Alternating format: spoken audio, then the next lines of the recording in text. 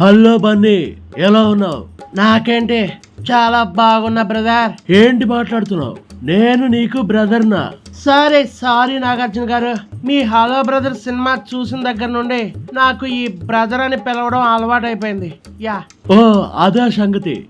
ఆ సినిమా నీకు అంత బాగా నచ్చిందా? నచ్చిందా అని చిన్నగా అడుగుతారండి నాగార్జున గారు.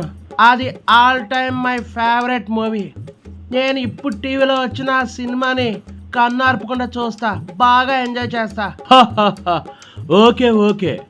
ఆ సినిమాతో నాకు మాస్ ఫ్యాన్స్ విపరీతంగా పెరిగిపోయారు. అవును, ఆ దేవా క్యారెక్టర్లో చాలా బాగా యాక్ట్ చేశారు మీరు.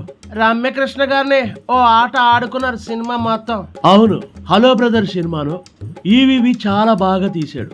యాక్చువల్గా అంతకు ముందు తీసిన వారసుడు సినిమా సూపర్ హిట్ అవడంతో ఈవీవికి నా పల్స్ అర్థమైపోయింది. సినిమా హిట్టే కానీ వారసుడు మూవీ కాంట్రవర్సీ అయ్యిందని విన్నాను. ఏంటి నాగార్జున గారు అది? కృష్ణ గారితో చేసిన కొన్ని సీన్స్ వివాదాలకు కారణమయ్యాయి. కృష్ణ గారు మళ్ళీ రీషూట్ చేసి ఆయన ఫ్యాన్స్ కి నచ్చేలా చేశారు. ఆ తర్వాత అందరూ హ్యాపీగా ఫీల్ అయ్యారు. సినిమా చాలా బాగా హిట్ అయింది. అన్నట్లు మీరు డ్యూయల్ రోల్ చేసిన ఫస్ట్ మూవీ హలో బ్రదరే కదా నాగార్జున గారు? అవును బన్నీ, క్లాస్ అండ్ మాస్ రెండు ఎమోషన్లు ఆ సినిమాలో చాలా బాగా పండాయి. నాకు ఒక డౌట్ నాగార్జున గారు, ఆ పిక్చర్ లో మీకు డూప్ గా చేసింది ఎవరు?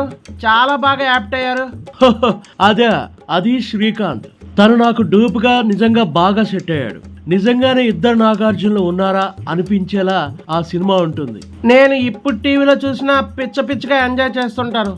మరి అలాంటి సూపర్ హిట్ మూవీని మళ్ళీ రీమేక్ చేస్తే బాగుంటుంది కదా? రీమేక్ చేస్తే బాగుంటుంది, కరెక్టే.